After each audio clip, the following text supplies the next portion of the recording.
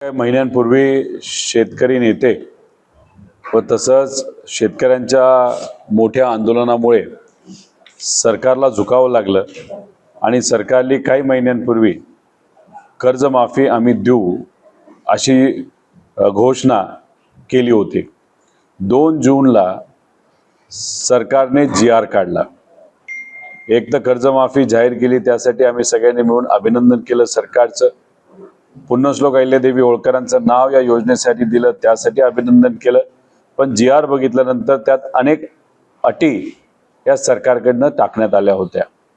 दुर्दैव असं की GRच्या आधी जेव्हा कॅबिनेट बैठक झाली होती तेव्हा त्या बैठकीमध्ये एक कागद मुख्यमंत्री साहेब असतील व सर्व मंत्री यांच्यामध्ये सर्क्युलेट केला गेला होता। म्हणजे मंत्री मंडळाच्या बैठकीमध्ये तिथं त्या कागदावर चर्चा झाली होती आणि त्या कागदामध्ये लिहिलं असं होतं की आपण जर अटी टाकल्या तर 35,000 कोटीची कर्जमाफी जी आपण जाहीर केलेली आहे ती तेवढे पैसे द्यावे लागणार नाहीत। म्हणजे कुठं ना कुठंतरी अटी ज्या टाकल्यात त्या मुद्दामून टाकल्यात अशी भावना आमच्या सगळ्यांची तिथं झालेली आहे। यात 2 महत्त्वाच्या अटी आहेत। एक अट अशी आहे की ज्याच्यामध्ये 2019चा लाभ ज्या शेतकऱ्यांनी घेतलेला कर्जमुक्तीचा तर त्यांना या योजनेमध्ये फक्त 50,000 मिळणार आणि 50,000च्या वर जर कोणाचं कर्ज असेल तर OTSच्या अंतर्गत आधीचे वरचं भरायचं आणि मग नंतर 50,000ची मदत मिळणार। आणि जे रेग्युलर आहेत अशा रेग्युलर शेतकऱ्यांना 25, 26, 26, 27 अशा पद्धतीच्या 2 वर्षाच्या अटी दुर्दैवाने टाकल्यामुळे अनेक शेतकरी हे वंचित राहणार आहेत।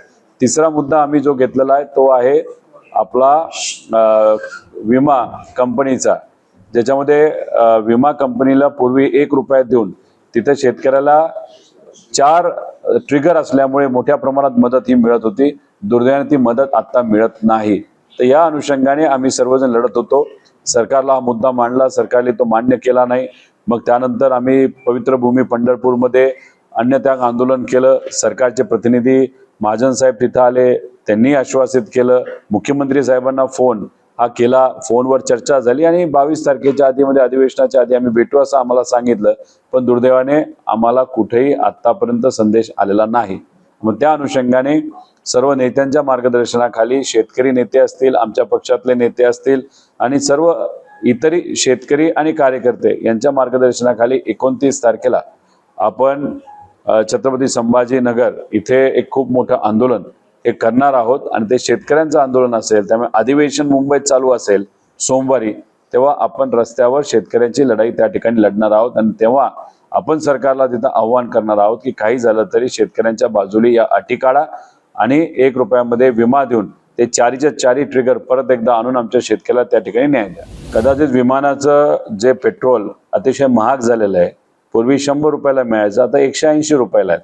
त्यामुळे कुठेतरी पेट्रोल वाचवण्याचा प्रयत्न हे 2 नेते तिथं करत असावेत। आता आज चर्चा काय झाली आम्हाला कसं कळणार, कारण मोदी साहेबांनी सांगितले पैसे कमी वापरा, त्यामुळे एकाच विमानाने जात असताना कुठेतरी पेट्रोल वाचवण्याचा प्रयत्न हा झाला असावा।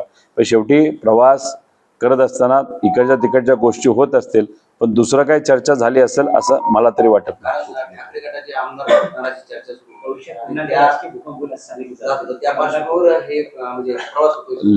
लोकसभेचे खासदार आता का फोडले गेले त्याचं मुख्य कारण डिलिमिटेशनचा कायदा त्यांना आणायचा आहे।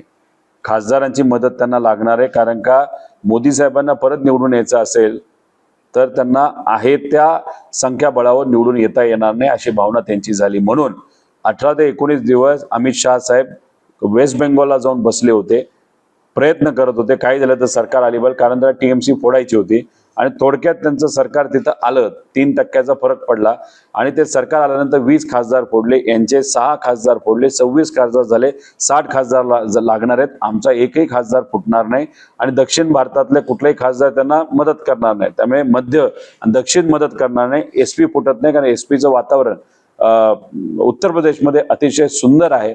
कारण का तुम्हालाही माहिती, पवित्र अयोध्यामध्ये हजारो कोटीचा भ्रष्टाचार हा त्या मंदिरामध्ये तिथं झालेला, लोक नाराज आहेत। त्यामुळे भाजपचं काय चांगले दिवस दिसतात असं नाही। त्यामुळे लोकसभेचे जे खासदार घेतले ते तात्पुरते वापरले जातील, पण उद्या जाऊन एकनाथ शिंदे साहेब आणि अजितदादांच्या पक्षातलेच आमदार हे भाजप फोडेल। कारण अमित शाह साहेबांनी स्वतः सांगितलं होतं 2029ला आम्हाला कुबड्यांची जरूरत नाही, एकला चलो हा नारा त्यांनी आधी दिलेलाच आहे. राम मंदिराचा तुम्ही उल्लेख केला, अध्यक्षांनी आणि सचिवांनी जे तो राजीनामा दिलेला द्यावाच लागणार आहे. आणि विकासभाऊ लवांडे जे आमचे इथं लढत होते, ज्यांच्या विरोधात लढत होते, त्यांचे गुरुच तिथं सेक्रेटरी म्हणून होते, ते गायब झालेत पैसे घेऊन असं आम्हाला कळलेलं आहे. आणि त्यांच्या शाळेमध्ये बहुजन समाजाच्या मुलांना तिथं शिकवलं जात नाही असे ते गुरुवर्य तिथं बसले होते, जे कदाचित पैसे घेऊन कुठं पळून गेले अजून कोणाला कळलं नाही.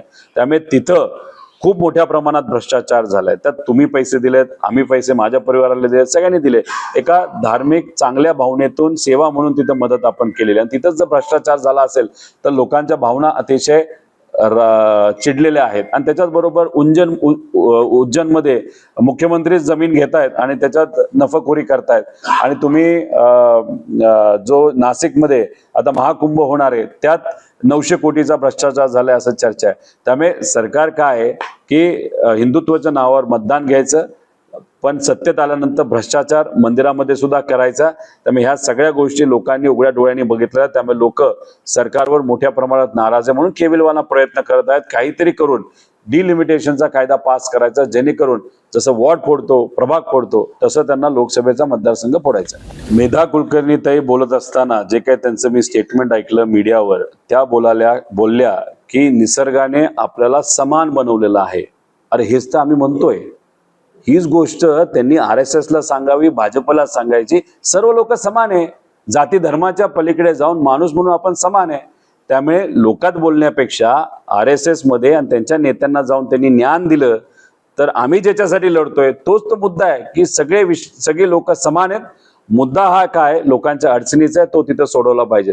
त्यामुळे त्या व्यासपीठावर काय झालं, कसं झालं, मुख्यमंत्री साहेबांसमोर झालं, कोण काय वाद, हा आम्हाला काही घेणं देणं नाही. कारण विषय एवढाच आहे, तो पक्ष हा फक्त जातीवादावर उभा राहिलेला पक्ष आहे, धर्मवादावर उभा राहिलेला पक्ष आहे. त्यांना त्या वादा पुढे जाऊन दुसरं काहीच दुर्दैवाने तिथं दिसत नाही. त्यामुळे त्यांच्याच व्यासपीठावर वाद झाला असेल, आता मुख्यमंत्री साहेब त्या बाबतीत काय करतात हे आपल्याला बघावं लागेल. आहेच ना.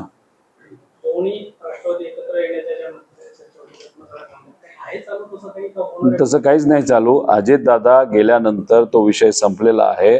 आमच्या नेते आदरणीय पवार साहेबांनी सगळ्यांनाच सांगितलेलं आहे, नेत्यांना सांगितलेलं आहे, आमच्या कार्यकर्त्यांना सांगितलेलं आहे, लोकांसाठी रस्त्यावरची लढाई आपल्याला लढावी लागेल.